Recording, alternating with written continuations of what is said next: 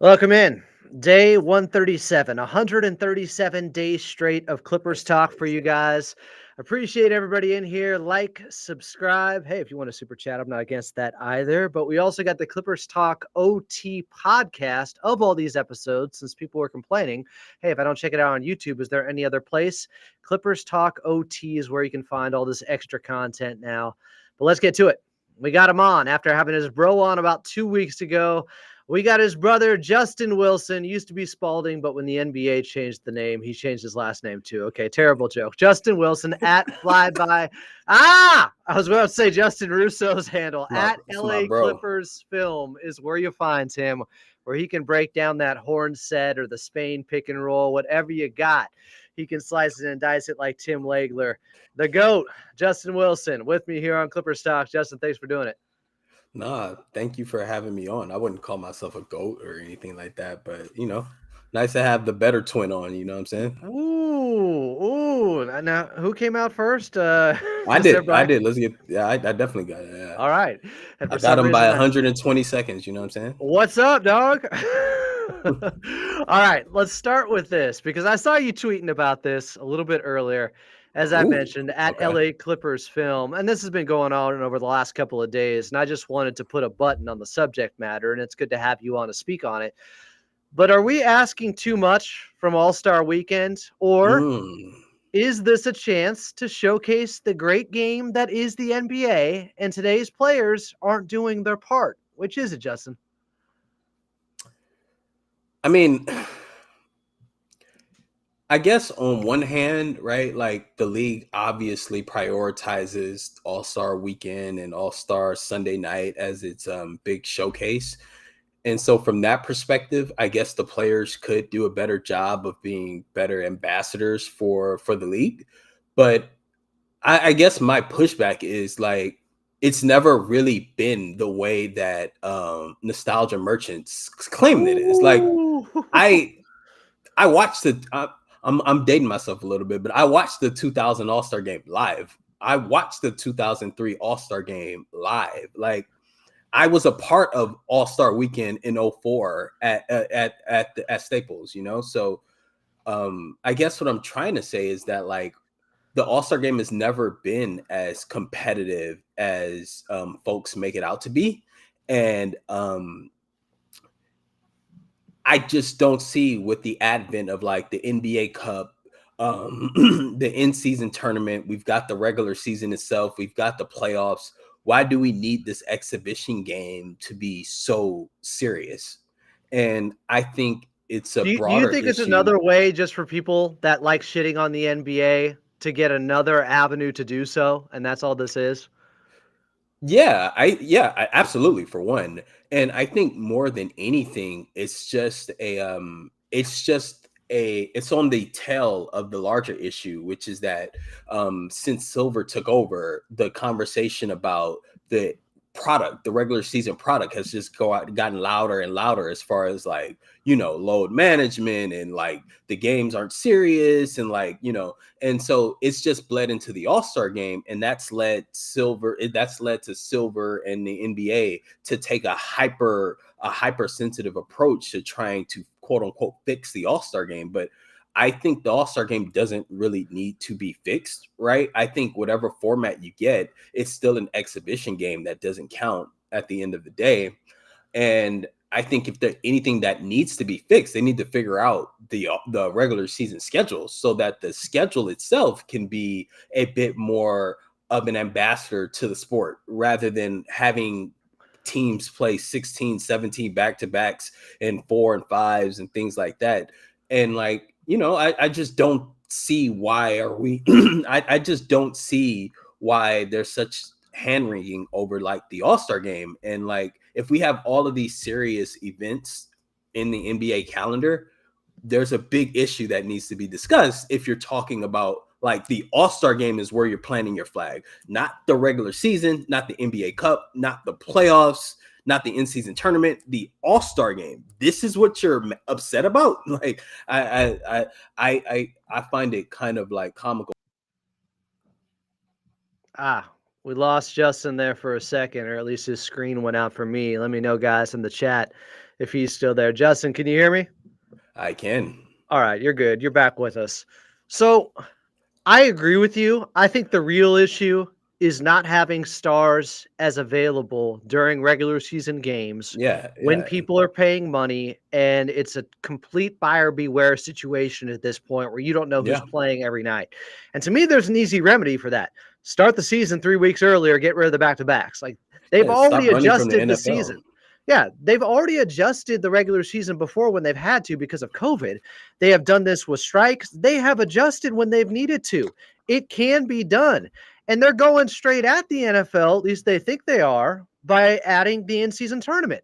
So that shouldn't be that big of a problem, because even if you get more time against the NFL, you could start it later, and you could go against Major League Baseball on the back Mhm. end if you take it into July by a couple of weeks or whatever it would Like be. COVID. Yeah, there are ways around this. That is a real issue. Not the All-Star game, even though I do think there Exactly. are some issues with it, and I do think there are some fixes. I mean, look, What are your fixes? What you got? first of all, you can't have it first to 40 when most quarters now in the NBA, or at least, like, there's going to be a quarter every game where somebody hits 40 points. And if that's happening when there's more defense being played, what do you think is going to happen when defense is lacking in an All-Star game? They're going to get there very quickly. For us to only get 33 minutes in a 3-hour program of basketball on Sunday, that was a joke to me. That was Yeah, just I agree poor with that. planning. Do you know your game or not? 40 is not going to be good enough. Like, I'm Who came sorry. up Like, with that? why is the NBA a casual about the NBA? How did you not know that was going to go by way too quick? And then all the stoppages, the interludes, the intermissions, hey, let's pat TNT on the back for the 50th time here with how great they've been, even though they're talking crap about the product openly during All-Star Weekend. And they're not Draymond, even they got a going guy anywhere. yeah, they're going to ESPN. Who cares? Like, Draymond is a broadcaster for the game that's being played that you're trying to promote that is shitting on it. Like, is Mhm. that good business? Is that wise? Did you not know between all the guys you have there? Like, it seemed like Charles Barkley and the rest of them were in line. But Draymond just went wild card, bitches. I'm going to talk about how bad this is, that we have the rising stars playing on the court on Sunday that is sacred, apparently. The court that's so sacred to all stars that it's hard for them to get up and play a competitive game on, apparently. Like, That's a good point. come on. Like, I there's a That's a lot good of point. blame to That's go a good around. point. I He's not. I don't think Draymond was entirely misplaced, but I No. mean, as far as like his attitude, as far as the rising stars, like I do definitely think that like make a team full of like snubs instead of those players would be a bit more like would be a bit fun. Like and those are players that probably deserve to be on the team anyway. So I like the format actually. I actually do like the format, and I think it's a way to kind of legislate some form of competitiveness into the game. I do like the format. I'm with you as far as like the 40-point thing. That was weird. I don't even I as you said, how do you not know your league? Like that was very clearly going to be something that like for the first 30 points, it was going to be just a layup fest. It's the All-Star game. But my bigger point was that whatever format you get, it's going to be mostly just casual basketball for the most part because And to it's their it's an credit, exhibition. Justin, the players, I think, did their part on Sunday. I Mhm. think there was a good enough brand of basketball out there. The problem was it was fractioned or segmented out Yeah. and portioned out to where you never felt like you got your fill. Oh, the game's starting to get good. We just got Kyrie going at Wemby. We just got a half court shot from Steph, and the game's over. Yeah. That was my Yeah. issue. Yeah, or Kevin Hart just saying some weird like commentary on the Come on, man. sideline, or it was there were so many stoppages. Then there's some random kid shooting for $100,000. I did not understand what was happening in the middle of that, but um, I did. I'm with you. That you could at least for me. I saw players, quote unquote, playing harder, like as hard as you could possibly be in an all-star game, because like you're never going to get regular season level competition for the No. duration of an all-star game. But I thought there was enough bits and pieces to where the players took it a bit more seriously. I think Kevin Durant kind of alluded to that, but you're in a situation now where you're not going to, these people are stuck in nostalgia. They only see the good parts of the 90s and the early 2000s. So they're always going to find something wrong with the current brand of basketball. Yes. They're always going to find something wrong with the quote unquote all-star game, as if Shaquille O'Neal wasn't pulling up on mid-range jumpers in Vegas in the 07 all-star game and stuff like that. So I can imagine that when all-star hits into it in 26, that it will at least have some tweaks. But I think that, honestly, I do think that all-star this past weekend was a great start. Like, that is a format that I think can create some level of like that competitiveness that you're looking for. But again, it's like contextual. Like, you're not going to get to the extent that you would like. But I think it was a good start. And to not get any flair, for them to take things so seriously Mm-hmm. that it's only stuff you would see in a regular season game or in a playoff game or Yeah, something, good that's point. Good crazy. point. That's not what we Good want. point. We do want some craziness with Shaq showing off his handle or something like that, a guy playing outside of himself. Kobe Bryant, I think, had the best quote on it. What you want to see is the best pickup game in the world. That's what you want to see.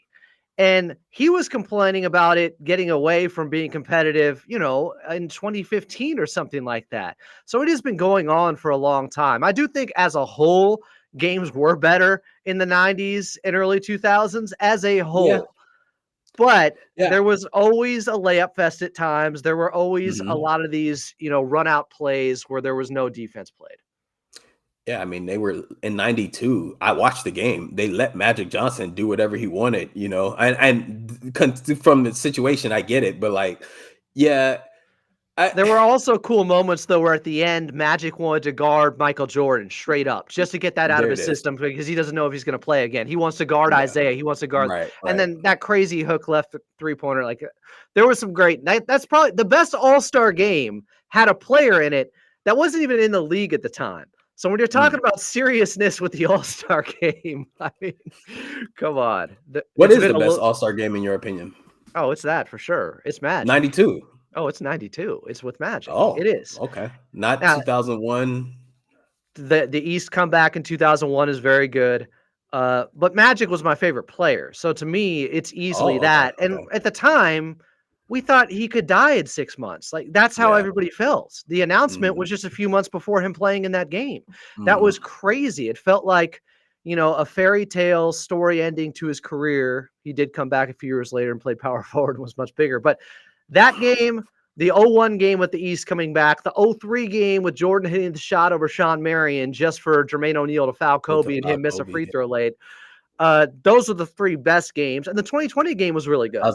I was definitely going to bring up the 2020 game as a proponent. I'm a huge that game almost blended the competitiveness with the flair perfectly. And I think with this format, if you get a higher total, as far as if it's not 40, if you get to like 60 or 70 or 80, you can kind of get to blend both of those two things together. Because to your point, and I think I tweeted it out, you don't want to lose track of what makes the All-Star game special. Like, we want to see players score 40, Yeah.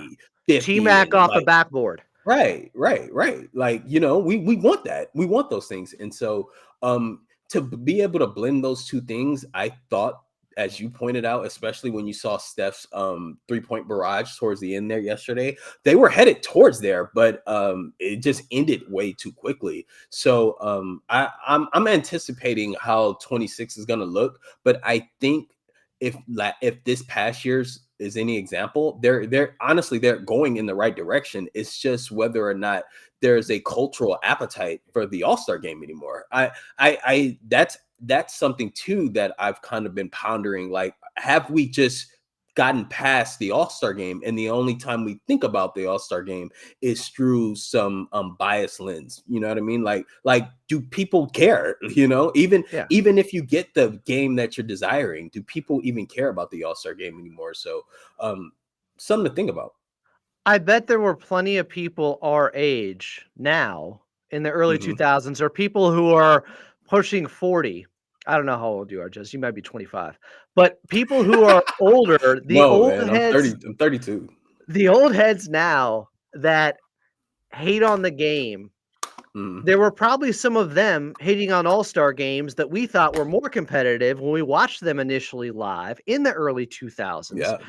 And maybe they were, and they still weren't good enough for them. So I don't know if you're ever going to be able to please the old crowd. And my point is, maybe they're for kids. Maybe the All-Star game is for kids. And because that's the best time of your life, or when you're a teen, or when you're first growing up and you don't have the same responsibilities, everything at that time is always at its Hmm. best. Music peaked for you then, movies, sports, it's all wrapped into golden age syndrome. I think that's all this is.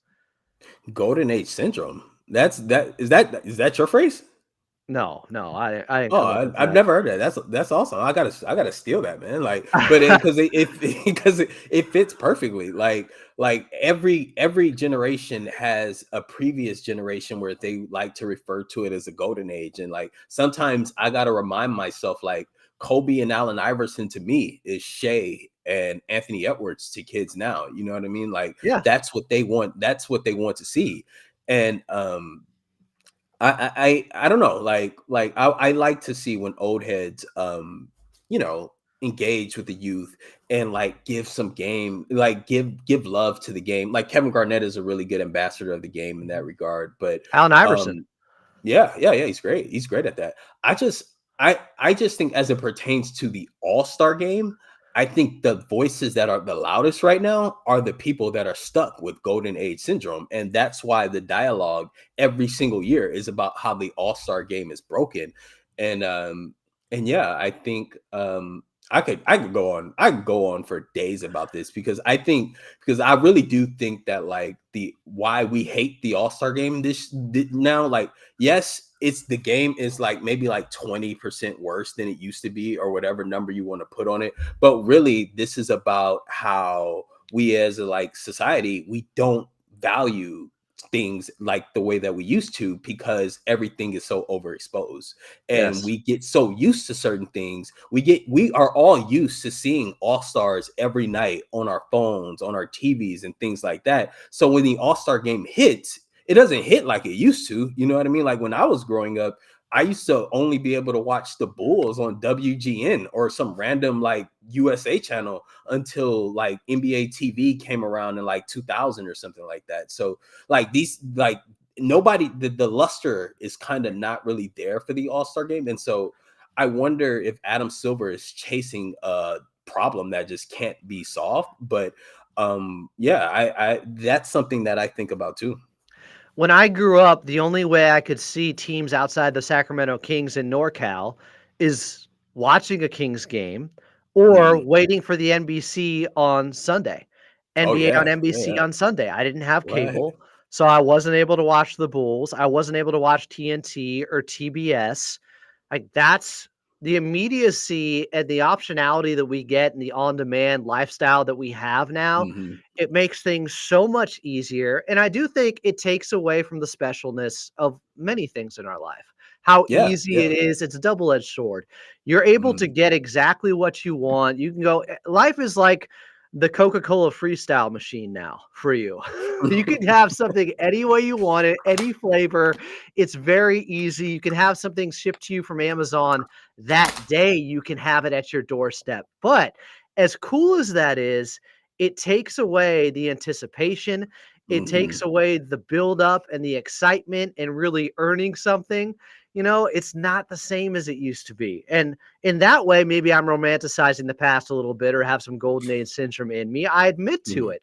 My Yeah. problem is when I check myself on the past and I go back and watch a full 90s NBA game and not just highlights, what it's like is me watching a movie that I loved in my youth that doesn't hold up as much now. that I cringe at some scenes now that I used to think were funny. Things like Mm, that. Like In Living Color doesn't hold up as well as it used to. mhm. Old SNL sketches don't. Current SNL doesn't. It but it's I think Midnight in Paris by Woody Allen maybe coined Golden Age syndrome. Probably not, but that was the first time I was exposed to it. And the point of that movie Okay, was okay. appreciate the present and what you're living in now and stop just looking back. South Park does a great job pointing fun at Yeah, it with the member berries. And I think yeah. that's something that's really affected the NBA in particular in sports. You don't hear as much old heads will get after a quarterback who, and this is, I think, a legitimate gripe against the NFL and how you can't hit people as hard, and that's real. But a lot of the stuff in the NBA, when you check it, when you go back and look, I can find hand checking being called in some of the most ticky-tack fouls against Michael Jordan back in 1995, and the Oh, video it's bad. does not lie. You all can have, the saying, "It's not what you do in life, but how you remember it." That's what this is. These people aren't lining it up with reality or saying, "Well, you just had to be there." It's like, no, no, no, no. I can watch the tape, and the tape is the same then as it is now. Yeah, and I hate when people say that too, like you had to be there. I'm like, no, I don't. It's right here, the full length of the game. I watched it. I watched. I think like I watched the playoff game between the Bulls and the Magic in like '96. I want to say not too long When the ago. Bulls Uh, lost. no, no, I Oh, 96, 96 when they ran 96. through them. They swept them, Yeah, yeah. yeah, yeah, yeah, When yeah. they didn't have Horace, and people don't bring that up. Yeah, yeah, yeah. And when they ended up sweeping the Magic and sent or Shaq to LA, yeah, it's kind of like I feel like I see it in other forms of entertainment as well, but I feel like when we were growing up, a lot of the romanticism that's attached to sports is because there was a level of monoculture that extended to sports and basketball. So everyone was experiencing something at the same time, and that kind of pushed its greatness over the top. Now everything is so fragmented. We all basically curate our own lives with respect to entertainment. So like the all again, to bring it back to the All-Star game, it doesn't hit the same because we all see our favorite stars that we want to see on a daily basis, and that's going to bring the luster down a bit with respect to the players themselves. Yeah, it's like interleague with Major League Baseball. I know a lot of old seam heads that would say the All-Star game in baseball was better before there was interleague because you had to wait to see these players in the Hmm. AL take on the NL, and there was more of a mystery to it. And that mystery is taken away now. And I understand that argument, but it's also really cool that if you have season tickets to the Dodgers, you will see every team within a 2-year period. I think Exactly. that's how it works now. The Mhm. Dodgers, yeah. Do you play everyone now this season? Yes, but you can't get everyone at home. Everybody plays everybody, but at some point they will be on the road within a 2-year period. Basically, if you have home tickets for a baseball game, you get to see every team. That's Oh, okay. awesome. That's great. Yeah. So there's a downside, but there's an upside, and there just seems to be a higher level of scrutiny on the NBA brand and the game Hmm. because this really comes down to this, I think, Justin. There is a war in the streets between old heads protecting Jordan's legacy and the new Oh, school saying LeBron is better. And a lot of this stuff stems from that. A oh, it lot of all it. goes back to MJ, huh? I think a lot of it is because you have to protect that era to protect MJ. Yeah. Yeah, and if you point holes at the era, then you're inadvertently kind of saying the quiet part loud, which is this guy may not have been as great as the romanticism would suggest that he was. And like, I don't really get into like the LeBron versus Jordan thing.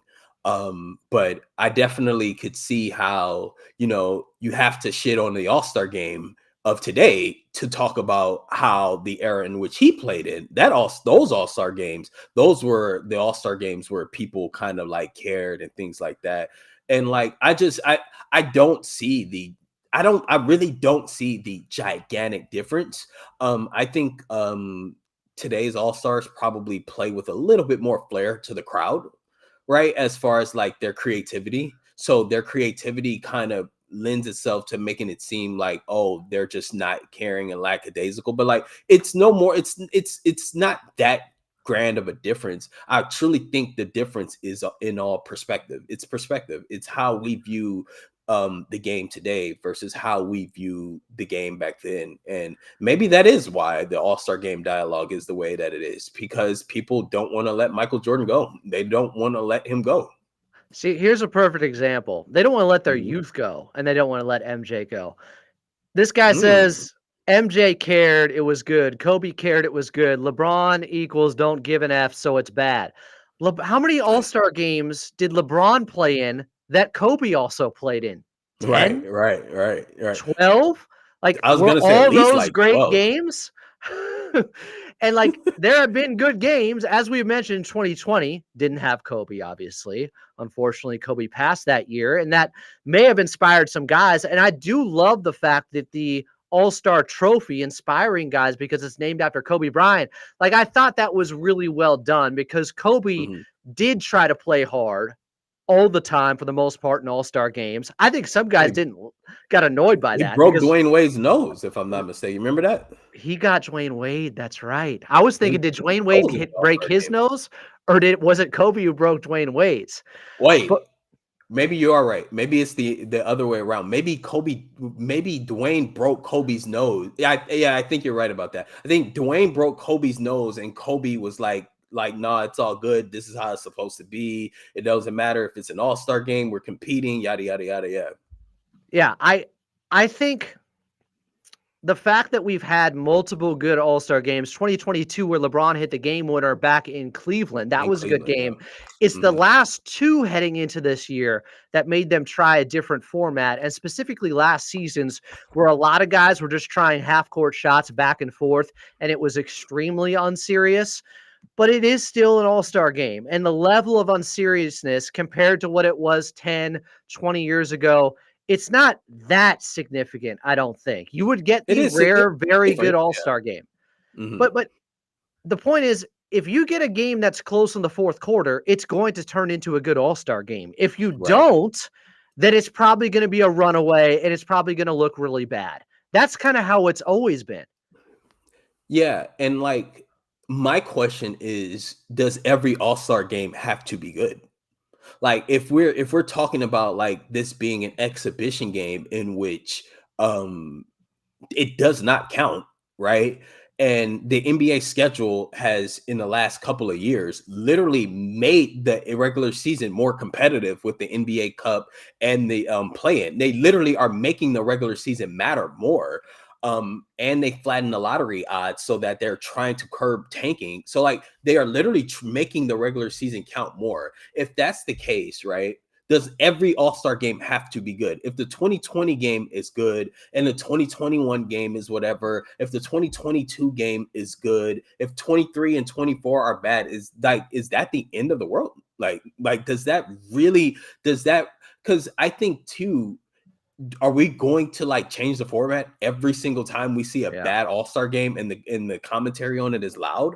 I think that's kind of par for the course, right? Like, do you remember? I don't remember. I was 1 years old, but how was the '93 All-Star game after the '92 one? Or Don't how was the remember. '94 one? How was the '94 one when Jordan retired? I think Like Pippen won the MVP, so it was kinda cool. yeah, I genuinely have no idea. I don't know at all. But my point though is like I remember from like NBA highlights and stuff. I remember '92. I remember '98 in the Garden.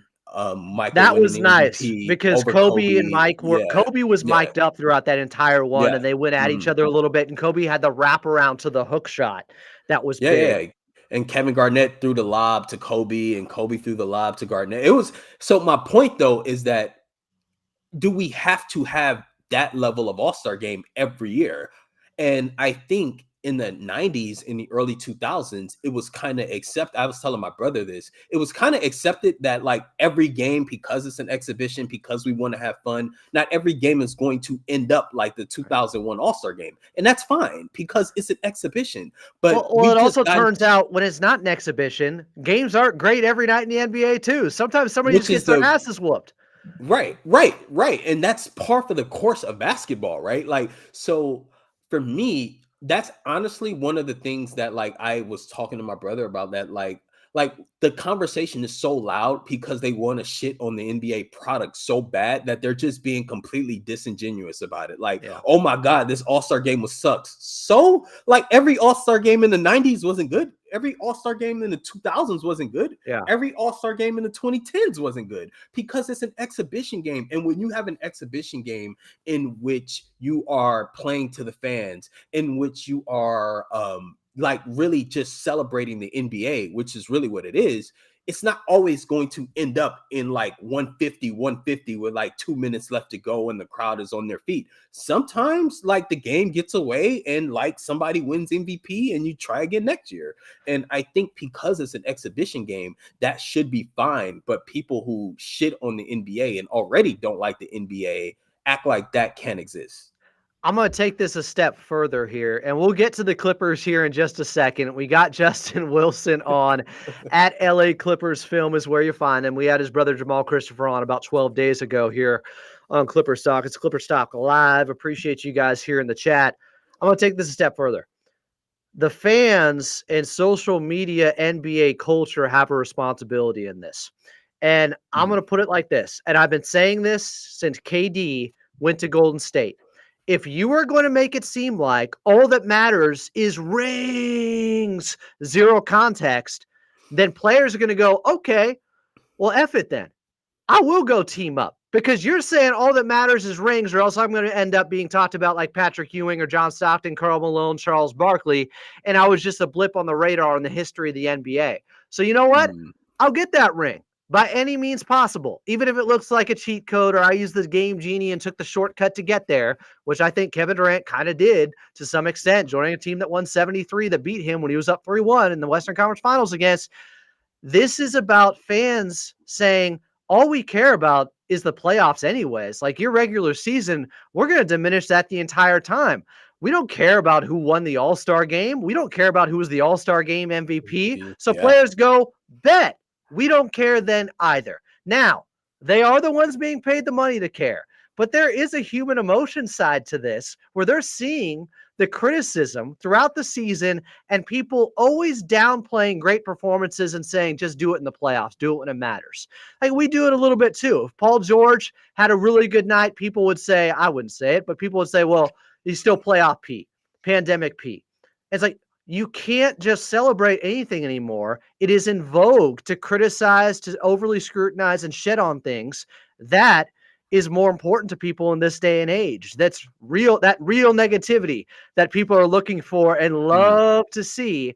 So players see that and go, well, if that's all that matters, then I guess I shouldn't care either when you don't care about these games. I think there is something to that. I'm not saying it's right from the player's perspective because they are being paid, but I think that mindset can seep in a little bit. That mindset of like the players simply not caring because fans have prioritized like a championship above all. So like they don't care about anything, including the All-Star game. I could kind of see that. Like I'm not saying that's every player, and I'm not saying they all don't care because of that, but I think there is something to that.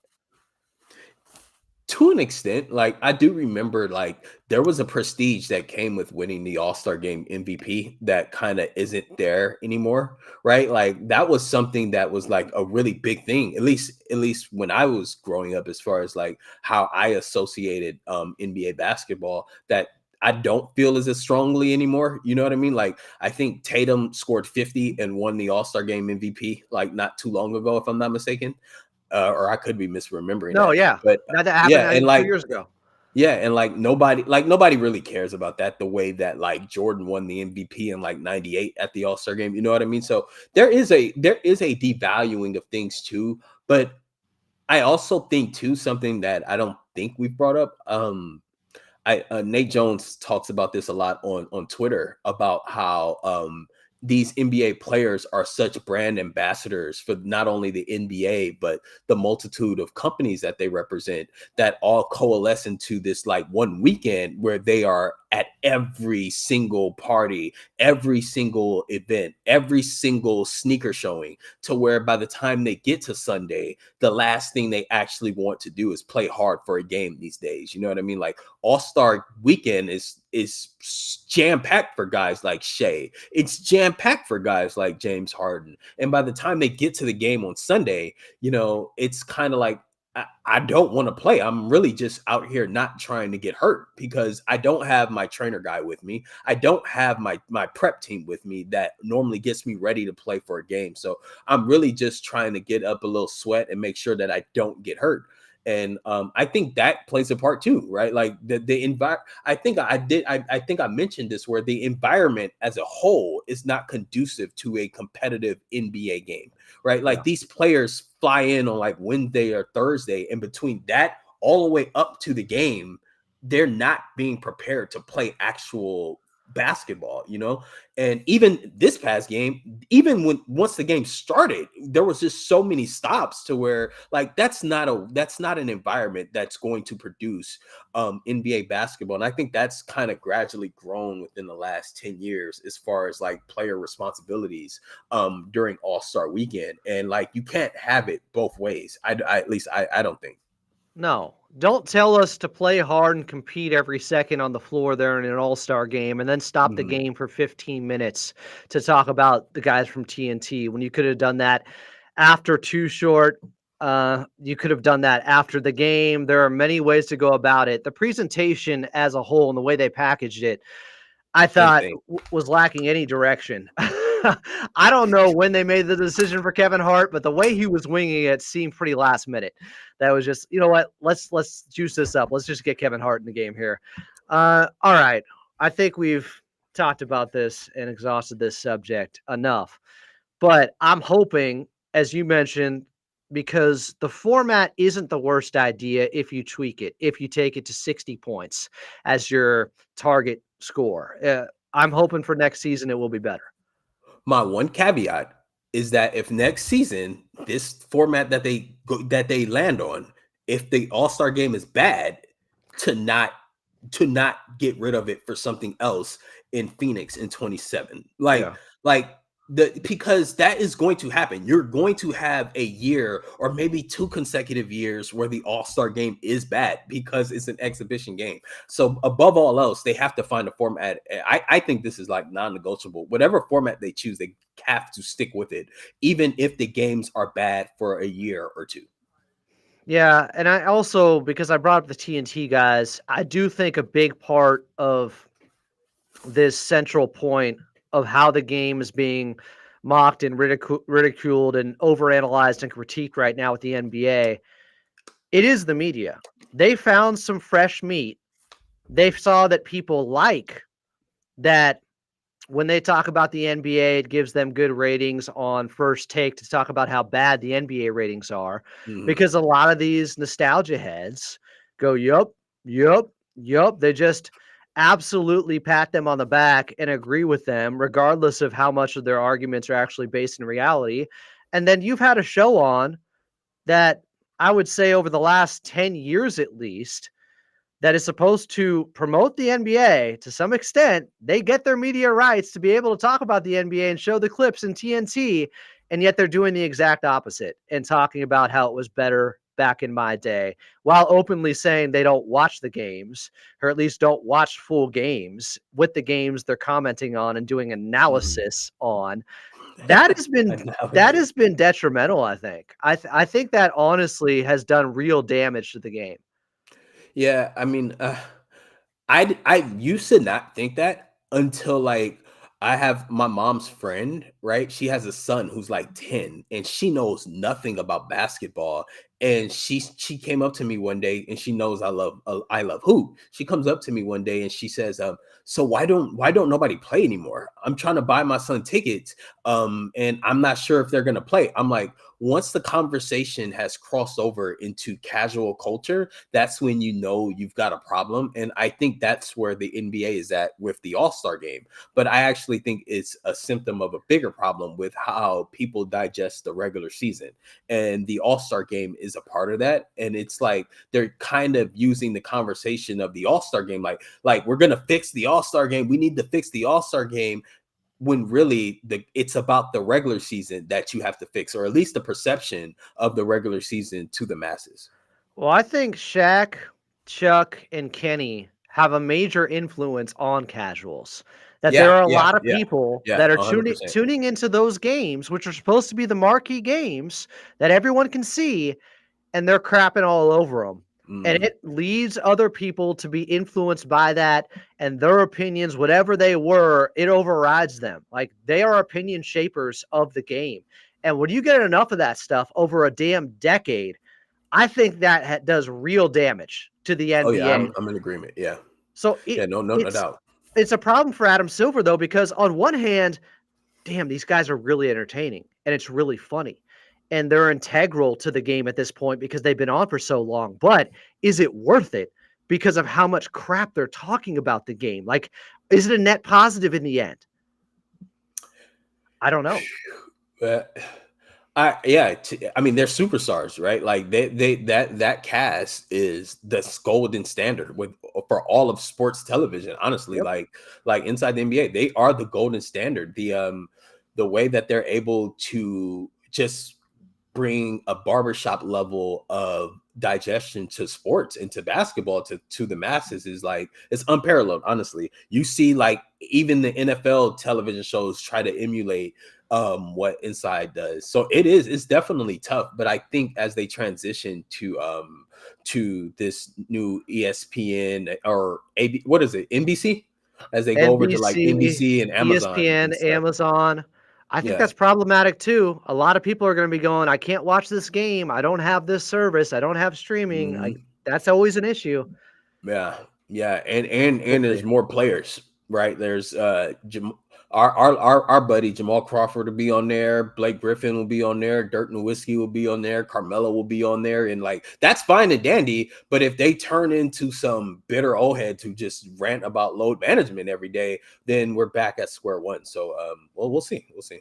Yeah, these people, if you want the game to be respected, like you do have to celebrate all the good stuff that's going on. It's fine to critique, but we've never seen, I think, a game with more talent and more skill than right now, and it's being overlooked Mm. because the people that are the biggest voices are just somehow going right past or just bypassing some of the greatness in this NBA today. All right, let's talk about the greatness of the Clippers. Let's talk about the Let's do greatness it. of Ben Simmons. Let's do Are it. you do you think he could be good enough for this team where he can transcend some of the flaws of having him on the floor, even if he's there next to Ivica Zubac or Chris Dunn, and there's some non-shooters out there? Is his passing and vision so impactful, like we saw against Utah? Granted, it's Utah, but he was so good in that game, it kind of made me reconsider, wait a second, can he play next to Ivica Zubac? Can this work? Because if Ben is doing all the good stuff that Russ could do without the weaknesses from Russell Westbrook, they might really have something.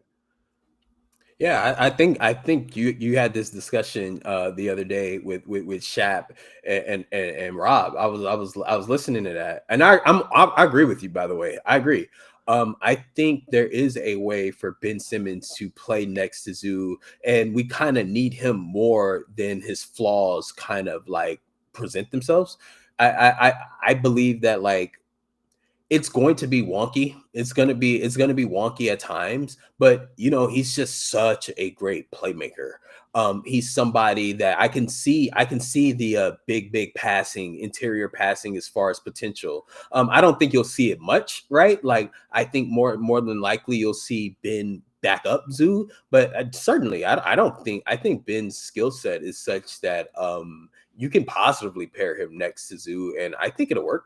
I think it could work, not in like extremely long doses, but his combination of passing, defense, and rebounding is such that like you got to see it out. And I think once you see it out, you'll see some fine moments. And more than anything, that would represent them leaning into what their strong suit is, which is defense. Like, you're not scoring on the front line with like Zoo and Ben Simmons, you know? So if nothing else, you're leaning into your defense and you're turning defense into offense, which is, you know, the lifeblood of this team. So I'm all for it. I'm all for experimenting with that and seeing how that goes, you know?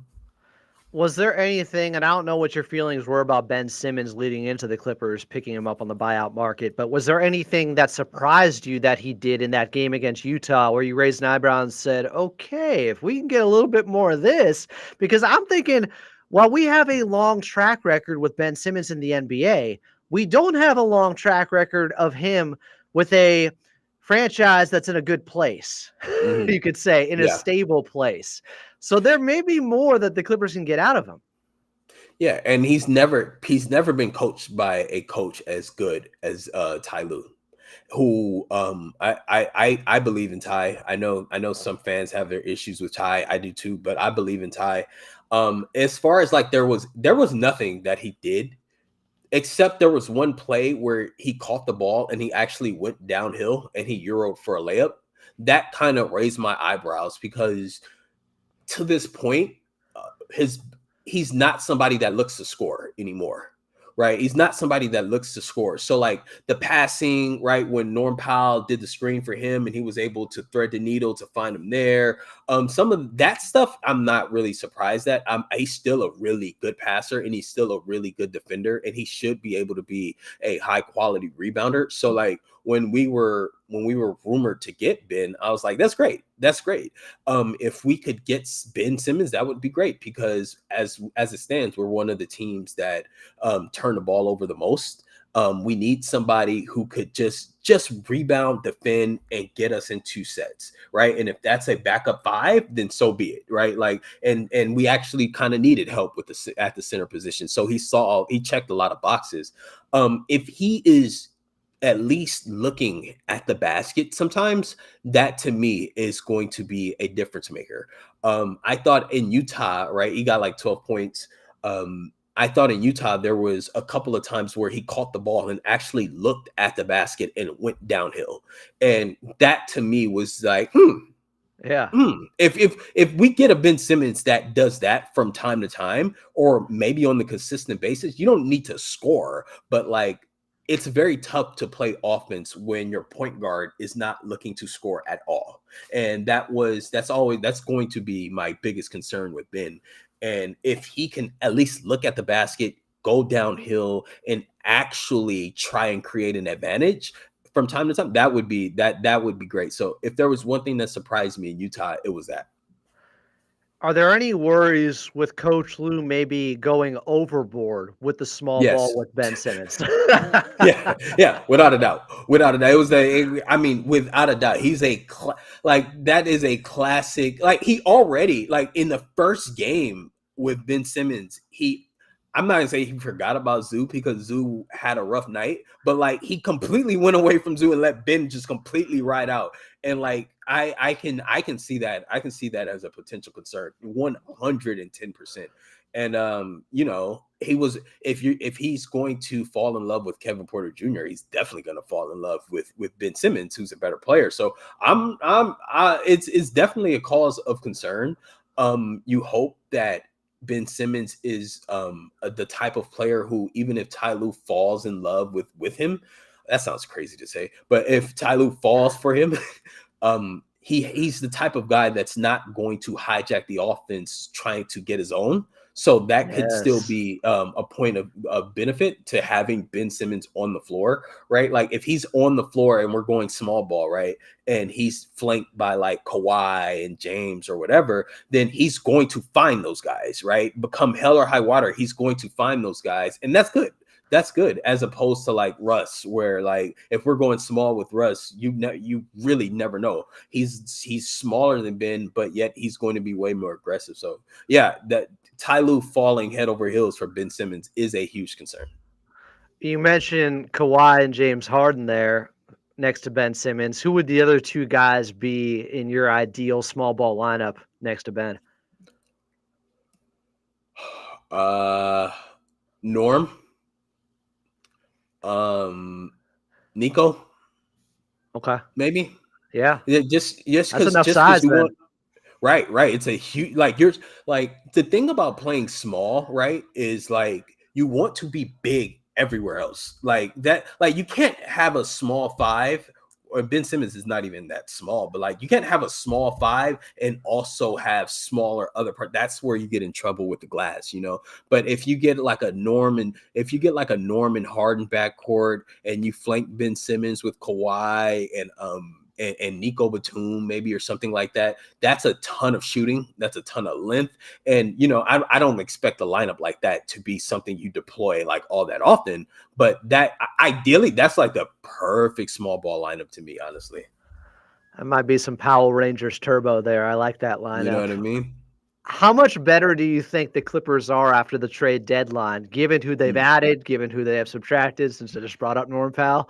How much better are they in a 7-game series? Are they good enough now with Bogey and Ben for you to say there's a series out there they can win that they would have lost without these moves? Yeah, I think they could beat anybody in the West. And this is coming from somebody who I was incredibly pessimistic. I think we talked on here before the season started maybe, Yeah. and I could not get there. I could not get there with this team. I think with Ben and Bogey, I think this team, provided Kawhi Leonard gets up to speed in time, I think they can win around maybe even two.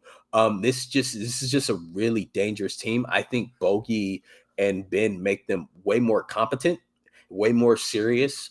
You know what I mean? Like we haven't talked about Bogey yet, but I love that buy low. I love that buy low edition. You know, I watched maybe like 85% of his games over the last like couple of years. He's had What are you, a he's Trey Young had like fan or something? yeah, who told you, bro? Words out. He's Bogey's had like 2 top 5 finishes in the last couple of years for 6 man of the year. He plays off of guys really well as far as like just finding cracks to shoot really quickly.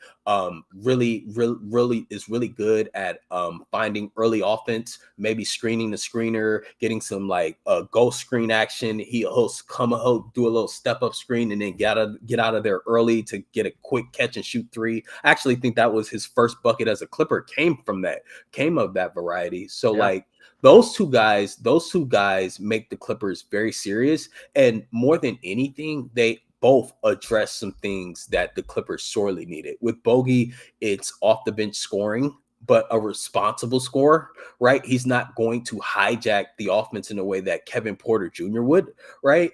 And with Ben Simmons, I think ball security was paramount. I think about that game against Golden State. I think about that game against Indiana recently, where if we could just give the ball to our center to just initiate maybe an offensive set, right? We don't turn the ball over nearly as much, and we win the game. And I think we've seen enough to suggest that we have real issues with taking care of the ball, and like you're gonna lose a playoff game or two like that. And so to have a release valve like Ben Simmons, I think changes a lot. And if you get like a semi like Kawhi Leonard who looks like last year by the time the playoffs start, I think this team can do some serious damage in the playoffs. The defense is legit, and I think both Ben and Bogey help bring the offense along because in particular with Bogey, that's something that we desperately needed, right? So we're 15 games in with Kawhi Leonard, and I love everything you said there about Bogey. I forgot, of course, you know a lot of how Bogey's been playing the last couple of seasons. And by the way, Yeah. never know what happens with Trey Young this summer. I don't know. That could be interesting, something worth watching, even with the Clippers. I trust me, I'm already first. I haven't said it, but I'm already there, and I've been there for a while. I just don't say it just because I don't think he's a type of player that like the front office kind of like desires. I think they're trying I to go agree. away from. I think they're trying to go away from like small guards who don't defend. But But they like might he's see gonna limited options. Like, okay, Luka's right, off the right, table now. Are we really going to get SGA back? What do we do here? or maybe Ja. with Howard Beck's report that came Saw out today. that. You never know, but I definitely think, right, like if the Clippers want Trey, he's going to be available, right? Like without a doubt. So I would be for it. I think there's more pluses than downsides there. You just can't find guards that can average 30 and 10 like that. Like that's just not something you damn the efficiency. 30 and 10 who can get to the free throw line, and then you flank them with like our infrastructure from a defensive perspective. I think it could work, but nevertheless, right? Like I think it would work. That's something that's crazy that you brought that up though. I'd be interested. Yeah, different show. We'll get into it more. I Yeah. think there may be fatal flaws, but yeah, if you have the right support system, if you insulate him enough, can you get away with it? I don't know. I know Ricky G would say small guards can't do it, but They can't play the final four in the final four. I had him on about a week ago. We were talking about it. Back to Kawhi Leonard. Where's your level of faith at that he can get to the type of player they need to make real noise and to get you to that place where you fear nobody in the Western Conference? Have you seen enough in 15 games where you're like, I think it's all there from last season, or do you still need to see something over the next couple of weeks that lets you know that Kawhi Leonard is fully back and can get to that place where he's a top 5 player in the world? I think he's progressing towards that. Like I'm not really all that concerned. I don't think he's there yet. I don't think he's shown that yet. But I think he's progressing towards that. And I said it, and I think you said it on the Live the Jam not too long ago. Where not too long, their last episode, Yesterday. where you kind of mentioned that a lot of what we're seeing from Kawhi with the inefficiency and the turnovers is due to fatigue as he's increasing his minutes in the middle of playing games every other day. And so I believe that a lot of what we've seen with Kawhi has been like just him getting his sea legs a bit, but I don't think I've seen anything that would concern me. The one thing that you want to see him do is just stat games of high volume scoring. Like I know we like to get into the weeds of like what a player is good at or anything like that, but at the core of it all, your superstar is going to have to be a high volume, high level shot maker and scorer, right? Who can create advantages, who can draw to and player and our team can play off of that. And Kawhi, the last game he played against the Memphis Grizzlies, I thought that was a step in the right direction. I would like to see him finish around the rim better. I feel like that is something that like that now that is something that's concerning to me. He's been I don't know. hesitant.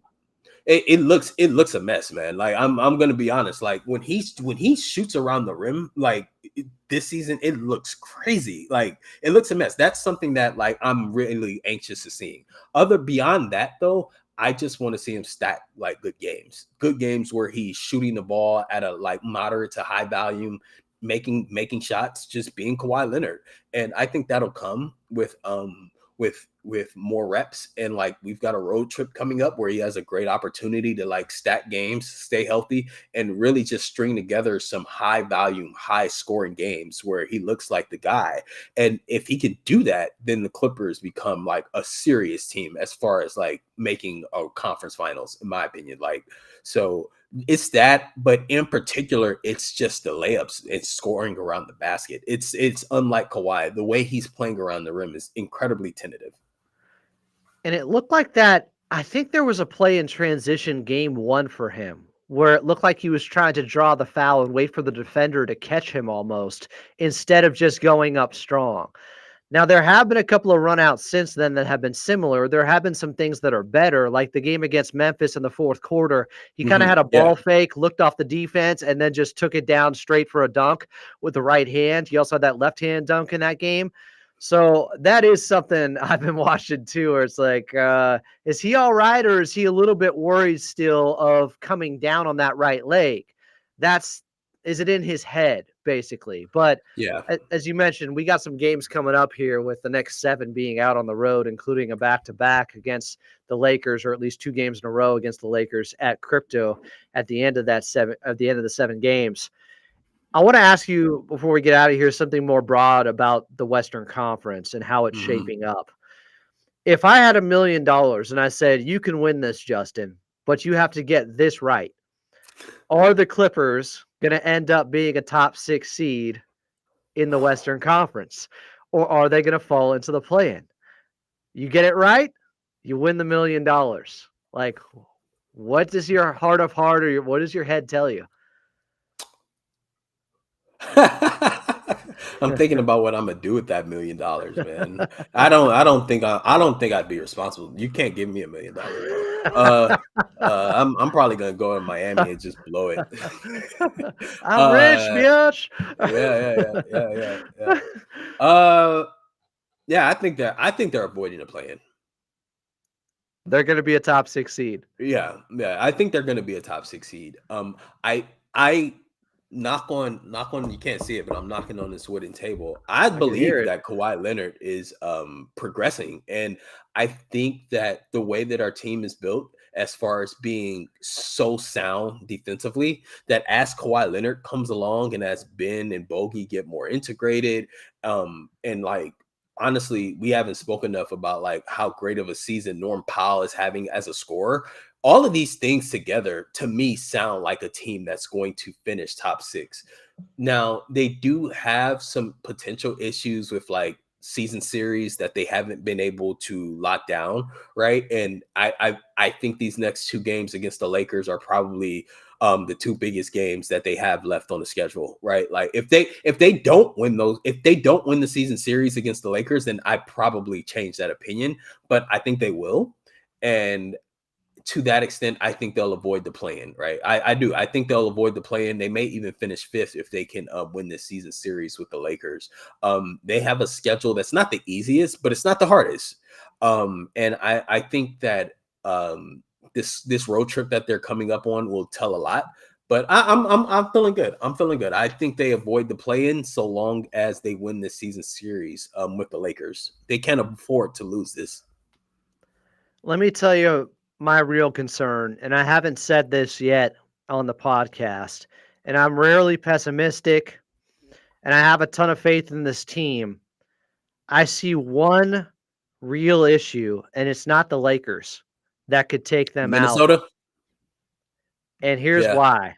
Yeah. The Clippers, the rest of the way, have the 5th toughest strength of schedule in the NBA. The Minnesota Timberwolves have the 26th toughest schedule in the NBA. They are currently 1 game back of the Clippers and hold the tiebreaker against them. Yeah. And have been playing better. That's my biggest concern. That's the team. When I mentioned that they have lost a little bit too many tiebreakers, and also too, like Houston is losing, right? Houston is falling towards that 5-6 range. That's another team that we've lost a tiebreaker to. So like we kind of can't afford for them to fall into our range, which is kind of happening. So for me, those 2 season series that we dropped has really concerned me. We lost the season series to Phoenix as well, but I don't think Phoenix is in play here. They're 5 games back of the Clippers. Yeah, They're cooked. Yeah. It's Minnesota, and to a lesser extent, Houston have like really kind of concerned me in that regard. And like I'm cautiously optimistic, but yeah, I'm totally with you as far as that being a real concern. Now it could be that Minnesota's so good and they get on a run that, to your point, those 2 games against the Lakers at the end of this road trip become the 2 biggest games, because maybe Minnesota passes them both by, and it's between the Clippers and the Lakers for the 6th spot in the Western Conference, and that's a team they could still win the tiebreaker against still, you know? Yeah, I mean, I feel confident in saying I feel confident in saying, I've been saying this all along, but if the Clippers win the Pacific, they avoid the play-in. Win the Pacific, you avoid the play-in. And to that point, like those Laker games are huge, man. Like they're huge, and I saw that LeBron is likely to miss their next 2 games, which I've got my eye on, right? Like going, so I'm locked in. I'm locked into that season series, man. But yeah, I'm with you. I'm totally with you about Minnesota. I've been on Minnesota watch for like the last 2 weeks. Yeah, They're turning a lot of things around right now, making that playoff push. The Clippers, though, have won 3 in a row. There are a lot of positives and good things to talk about with this ball club, including what they did the trade deadline. That was outlined Mhm. very beautifully by Justin Wilson here. Before we get out of here on Clippers talk, I do want to remind you guys we're brought to you by Underdog Fantasy. Underdog Fantasy is the easiest way to play fantasy sports and is available in over 30 states. All you got to do is pick higher or lower on your favorite player stats or your least favorite player stats if you want to be a hater, and take lower on points per game by Paul George or something. And you can win up to 100 times your money. All you do is make picks and you win money. I got a free promo code for you that gives new users a free pick and up to $1,000 in bonus cash. The promo code is, of course, LAC, and you can find it and the referral link in the description down below in this very episode where we had Justin Wilson on. At LA Clippers Film is where you follow him for basketball insight, news, and analysis. Justin, I don't know. I can't choose between you or your brother. Who was better the last 2 weeks? I don't know, man. It was just good to have you both on. That's what I'll say. Yeah, we have to be on at the same time so we can settle this once and for all. You know, I mean, I've I been think trying. somebody in the chat said we sound alike, and I'm like, yeah, I bet. They shared the same womb. They shared the same brain at times when it comes to high level basketball analysis. So it's to be expected. Appreciate you. He be plagiarizing, bro. He be plagiarizing, bro. Well, you beat him by 2 minutes. So There you go. he is Justin Wilson. I'm Adam Oslin. This has been another edition of Clippers Talk. We'll be back tomorrow. Maybe we'll have a preview of that game going on Thursday against the Milwaukee Bucks.